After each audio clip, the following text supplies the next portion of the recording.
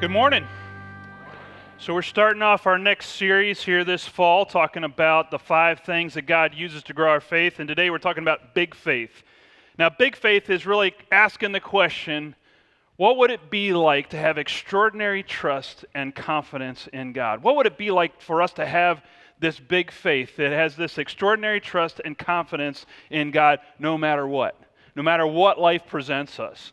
Maybe you know somebody like that. You know somebody, maybe it was a grandparent or a parent or a coworker or a neighbor that no matter what was going on in their lives, they were just real faithful. They were just saying, we're just going to trust God in this situation. We know God's going to work out all these things together for good. We know that it's all going to work out. We just trust God in this situation. We don't know how it's going to work, but we just have this big faith that God is in control and God's at work in our lives. Anybody know anybody like that? You know people like that? And how do you feel about people like that? I think part of it, for me, I'm attracted to that kind of faith. But then there's the other side of me that's like but what if, right? And we're good at the buts, interjecting the but. But what if God doesn't do that? But what if God doesn't show up? But what if, but how are you going to handle that? But what about this? But have you read this article about this? We're good at interjecting the buts and the ifs and the doubts to try and shake their faith. But that's part of it, isn't it? Having big faith is about trusting God and not having the ifs or the buts, but just saying, God, I commit this to you. You're in control. I trust you. I have this extraordinary trust in you. So how do we get that kind of big faith? I was thinking about some of the things that maybe keep us from having that kind of big faith. What keeps us from doing that and thinking that? And I think there's a couple misconceptions we have about people who have big faith. One is I think that we sometimes confuse blind faith with big faith. We sometimes confuse blind faith with big faith because what we're doing is we think that people who just have that kind of faith are acting blindly. But there's a difference between big faith and blind faith. So blind faith is really where we put the blinders on, like a horse on with a horse and buggy. And we put the blinders on and we say, I'm only going to trust God to work this way. So there's only one particular outcome that I'm going to trust God with in a situation. So God, I'm trusting you for this outcome, and who's dictating the outcome? We are, right? It's like if I were to stand on top of a building and say, God, I have 100% confidence that if I jump off this building, you're going to catch me or stop me from hitting the pavement. That would be blind faith, right? A person of big faith stands on top of the same building and goes, I trust that you designed the law of gravity, God, and that you've got a plan and a purpose for that law, and I'm not going to test you on that. Because big faith doesn't say, God, you can only work this way. Big faith says, God, I know it's possible for you to work this way. I know it's possible for you to do this. If you heard in the gospel lesson today, the leper said to Jesus, if you choose. If you choose to heal me. So he put it into Jesus' hands. If you choose, I know you can. If you choose to heal me, I know you can heal me. And I think big faith says, God, if you choose, if this is part of your plan for me, I'm going to trust that, and I pray that. But if not, if you choose not to, I trust that you're going to give me the strength to go through whatever I'm going through. Paul had some problems in his life, one of the most beloved people of God, one of the greatest missionaries of God, and he prayed to God, God, take this pain away from me, and God said, I'm not going to take the pain away, but I'm going to give you the strength in the midst of the pain. And so that was another, and he trusted God for that. And then the other thing about big faith is big faith says, okay, God I know can heal me, and I'm going to trust God that God can do that. I know God will strengthen me if I have to go through something terrible. But here's the other thing. What's the worst thing that could happen to any single one of us? What's the worst thing? Worst case scenario? You die, right. And big faith says, God, I'm going to trust you in my death. And that I know that if I die, that I'm going to be with you and things are going to be so much better. And I know that that's the big faith. That's what big faith looks at, the big picture. And I think big faith does that. That we know that no matter what, God is with us. God is strengthening us. God can heal us. God will do what's best for us. And big faith says, God, I'm going to trust you no matter what. That's a hard thing to do. But sometimes, so we're not talking about blind faith. We're talking about big faith. We're also sometimes get confused and we think that people who have big faith are simple or have simplistic faith. And I would say to you that have big faith does not mean to have simplistic faith. I think one of the things that's a stumbling block for me at times, and I would say for us, is our education. We're very well educated here in Howard County. We have more PhDs and doctoral degrees and master's degrees in our county. And sometimes I would say that sometimes we trust our intelligence and our education more than we trust God. We think we can figure everything out on our own without God, and so sometimes that gets in the way of us having big faith. We think that we've got it all together. And sometimes that gets in the way. So how many people here have ever opened up a box from IKEA? Or opened up a toy at Christmas to put the bike together, or opened up something that you bought for the house, and you opened up the box to put the whatever it was together, and there's those directions right on top of the, you open up, the first thing you see is this booklet, a how-to instructions, how to put it together, and you take out the instruction booklet and you put it aside. And you start to put it together. Has anybody ever done that? Come on, confession time. All right, yeah, that's what I thought. What are we doing? We're saying, what we're doing in that moment is we're saying, I know what I'm doing. I can figure this out on my own. I'm not going to trust the designer of this product. I'm going to trust my own ability. And I think at times we do the same with God. We say, God, I'm not going to trust you, the creator, the designer of this product. I'm going to figure it out myself, right? Now, I've got a doctoral degree, and I've also taken anatomy and physiology. And I've taken some other classes, and I've read about open heart surgery, and I know about heart disease. So can you imagine me walking into Howard County operating room this afternoon, someone's on the table for open heart surgery, and I walk in and I say, hey, guys, move step aside, I got this. Because I know, I took anatomy and physiology in college. I know what I'm doing. I got a general sense of what I'm supposed to do here, and I think I can work it. I think I can do this. Would any of us do that? No. Would you want to be the guy on the table? No. But think about this. We do the same thing when we say to God, God, I got this. God, I don't need the directions. God, I've got it all figured out. God, I don't need to trust you. I'm independent. I got it all figured out. I'm well educated. I know what I'm doing. Don't need you. Step aside. When life is so complicated, much more complicated than heart surgery. And we think just because we've read a book or read an article or went to a class that we've got God all figured out in our lives. And the truth is, we don't. The temptation in the garden for Adam and Eve was a simple temptation. They could eat any tree, but the tree that they weren't supposed to eat from was called the tree of knowledge of good and evil. Knowledge of good and evil. And the temptation was they could be like God. And that's what the temptation was. And I think we face that same temptation every time we say, God, I'm not going to trust you. I'm going to trust my own ability. I'm going to trust in my own independence because I got it all figured out. I'm trusting in my knowledge. And when I trust in self more than God, what I'm doing is I'm making myself a God. I'm a little God. And so I begin to trust in this little God that is not very wise and doesn't have the big picture. And so that sometimes gets in the way of our faith, that pride. And so humility is a step towards big faith.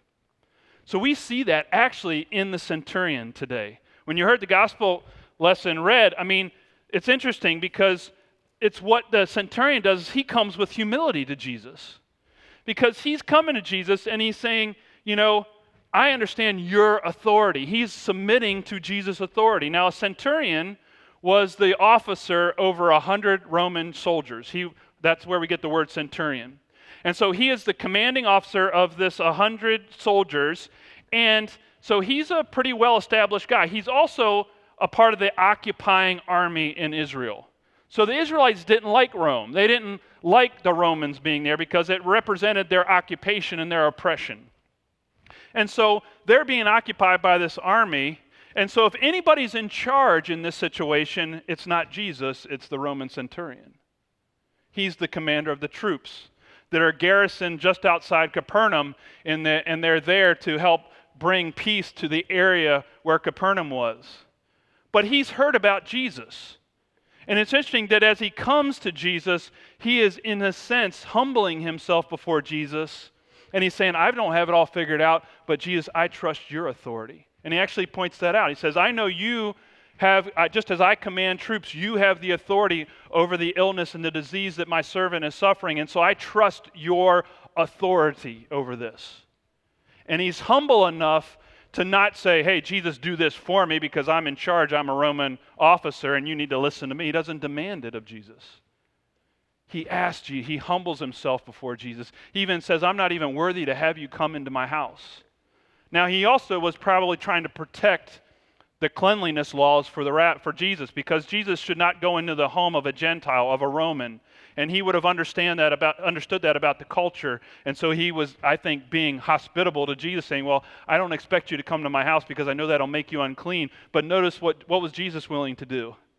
Was he willing to go anyway? He was willing to cross that boundary, that ethnic boundary, and go into the home of centurion. And this is where the centurion teaches us about obedience and authority. He says, look, Jesus, all you have to do is say the word. I don't need you to come to my house. I trust you that if you just say it, my servant will be healed, because I know what it's like to be a person of authority, and I trust your authority, and I know that when your authority is trusted, people obey you. The illness will obey you because you're an authority. And isn't it so much easier to obey when you trust the authority? I mean, when we trust those in authority over us, when we trust that they love us and want what's best for us and care about us, isn't it so much easier to obey them? At least that's what I'm telling myself when my kids obey me, right? That's what I like to think. They're obeying me because they know I love them, right? Maybe not. I don't even want to know the other stuff. I'll find that out later in life. But that's part of it, trust and obedience. If I trust that authority, I think that's what's actually happening in Ferguson, Missouri. Isn't that a part of the big issue, is that there's not obedience because there's no trust in the authority. The trust of the authority has been broken, and so we're seeing this lack of trust and this lack of obedience being played out because of an authority issue. Do you notice that though Jesus was amazed by this kind of faith? It says here in verse 10 that Jesus was amazed by the centurion's faith. I read through the other Gospels, and I looked up another phrase that Jesus uses, and he uses the phrase little faith. Ye of little faith, you of little faith, you lack faith. And 10 other times, in 10 other episodes and incidents with people, Jesus is saying, oh, when are you guys going to get it? You have little faith.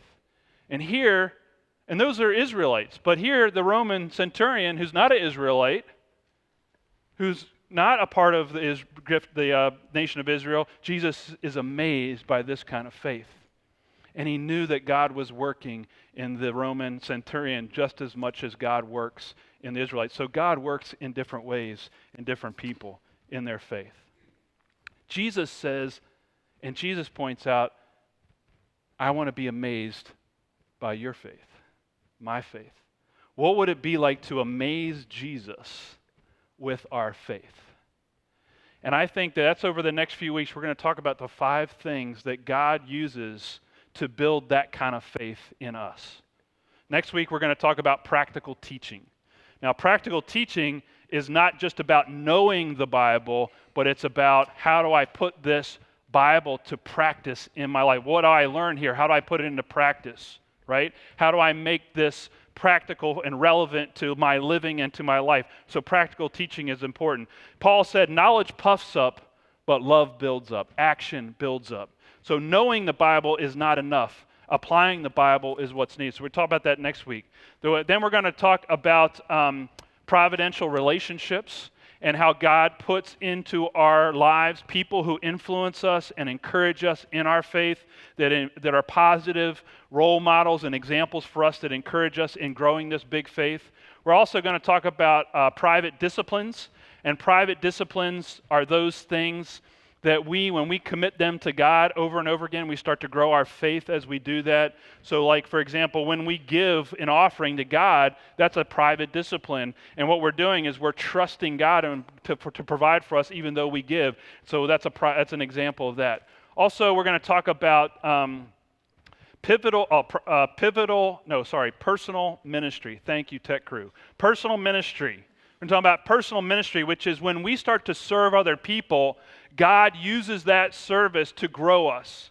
You know, I learn more preaching than I do listening to a sermon, because I actually have to prepare, study, do this thing. And so as I serve the community, God grows my faith. And so sometimes I've got to tell you guys things that I don't even have figured out myself. But that's part of my role as a servant leader in the church. So service is important. God grows us when we serve. And then lastly, we're going to talk about those pivotal circumstances in our life, and specifically those trials, those difficulties that God uses in our life to expand our faith, to grow big faith in us through difficult times. So we'll be talking about those 5 things.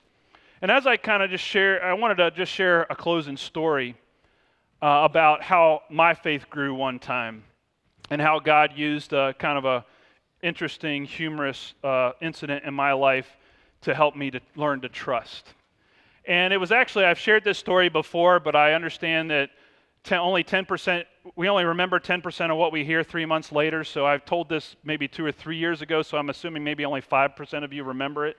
So it's going to be brand new for 95% of you, but there's going to be 5% of you going, I remember him telling that story, because you're smart. You're smart people. So I'm going to tell this story again because I think it's a great illustration of trust. And I was actually with a youth group.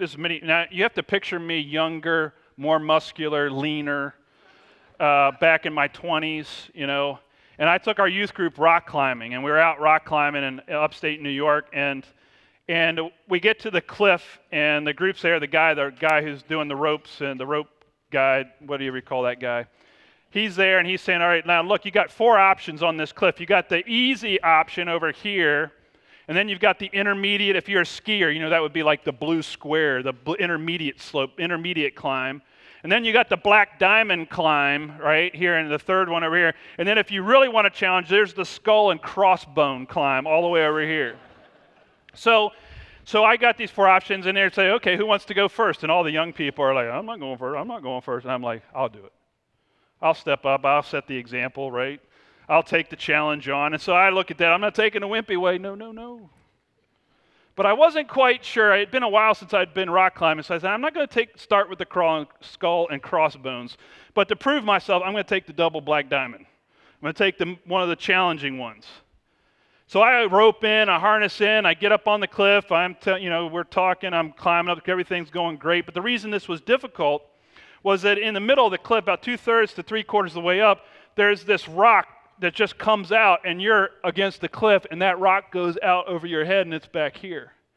And you got to figure out a way to get up and around it and on top of it to get to the next level to go the rest of the way. So I'm at that point in the climb, and as I'm reaching up there, I've got to depend mostly on my upper body strength. And even though I was leaner and more muscular back then, I still, I had to let my feet leave the cliff and use my arm strength to get up in there, and I had to figure that out. So I start to do this, and I get my arms up over the ledge, and I got to hold, and I'm starting to pull myself up and get pull the leg up there, and then, to be honest with you, I'm scared to death at this point. The heart's racing, the palms are sweaty, the sand and grit is on the rock above me. And I can just feel my hands slipping, and I'm just scraping, and the claws start to go into the rock as my fingers just slowly slip away, and back I go, and I lose my grip, and I fall. And I fall back off the cliff, and I scream like a little girl. It was not like, oh, it wasn't like a manly scream. It was a, ah, And it's this girly scream comes out of me, and everybody on the ground is like, is he all right? He's dying. You know, my wife's down there going, oh, you know, she's... And, you know, all this is going on, and I fall, and I'm falling, and I'm screaming, and I'm scared to death. And then all of a sudden, my whole body jerks. I forgot about the rope. I had been roped in. That rope was there all along. And then after I took a couple deep breaths, I got frustrated. Like, you idiot. You got this. You don't need to fear this. You don't need to be afraid anymore. And I started to climb with new confidence because I trusted now the rope. See, when I was climbing before that moment, I didn't trust the rope. I didn't trust that it was going to catch me. I didn't have faith in the rope. But as soon as I fell and had a trial and had a difficult circumstance, I learned to trust the rope. And isn't that the way God works? You know, there are times when we sin, when we make mistakes, and God says, I forgive you. Oh, doesn't that build trust? When we just trust God because God has got our back. God forgives us, gets us back up again on our feet, dusts us off, and gets us going again. Or how about times when we think God's not even a part of our lives? We think, God, where are you? I don't see you anywhere in my life. And then something happens, or someone comes into our life and reminds us that God still loves us, that God's still with us, and that builds our faith, doesn't it? It says, oh, I forgot I could trust you, God. Or how many times have we gone about our own plans, and we wonder why things aren't working out, and then other things happen, and all these things happen, and we're kind of going, God, what are you up to? What are you up to? And we're waiting, we're trying to figure it out, we're praying, and then all of a sudden, things get back on track, and we look back and we go, oh, God, I'm so glad you were there. I'm so glad you directed my steps, because things are so much better now than they would have been if I had followed my own plan. And that's when we learn to trust God. That's when we get that big faith. And that's what we're going to be talking about the next few weeks. But here's the thing. God hopes and wants that same kind of relationship of trust with you and with me. So let's be people of big faith. Amen.